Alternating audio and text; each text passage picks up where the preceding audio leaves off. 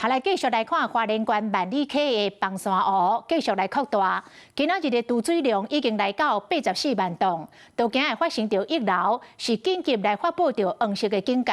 當地萬英鄉甲鳳林鎮有部分的村里，攏是預防性來撤離。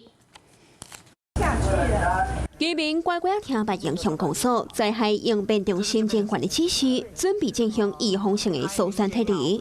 因為林保署管理分署對萬里溪崩山湖發布黃色的警戒，民眾行李款款的準備撤離。心情難過啊，沒有碰到這種事情。衣服或者是其他的，對，有事先都有準備。趕快到接防災作業，緊急撤離的也有鳳林鎮、林電山、新店遊樂園區。民眾將物件攏總款入去箱仔內底，洗一下封好勢，卡被趁錢的駕駛甲個人的資料攏總浸水毀損。加上進入風太貴，都驚會閣發生花蓮馬大安溪崩山湖逆流的狀況，大家攏投入防災作業。我可能是用塑膠箱或是大型塑膠袋，先把所有重要物品先打包起來 ，OK， 然後把它移至比較固定高處，好高。規車頂滿滿攏是個人的物品，若物件愛搬，就連附近的住戶也攏愛聽公佈指示，預防撤離。各位鄉親請注意。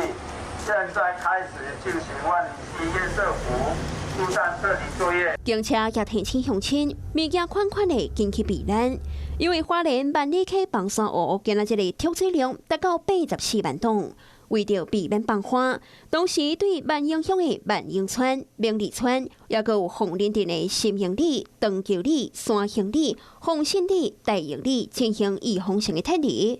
鳳林鎮是伫下晡點半開始撤離保全後，前24小時加上未來48小時，累積雨量超過54的話，54mm的話，就表示有可能會那個蓄滿溢流。在今天早上8點就發布了黃色警戒。那黃色警戒請地方政府依照我們那個黃色警戒部分就做這個預警性的疏散撤離。花蓮馬大安溪崩山湖逆流的陰影關係，如今萬里溪崩山湖有逆流的風險，各單位嚴陣以待，提早部署防災措施。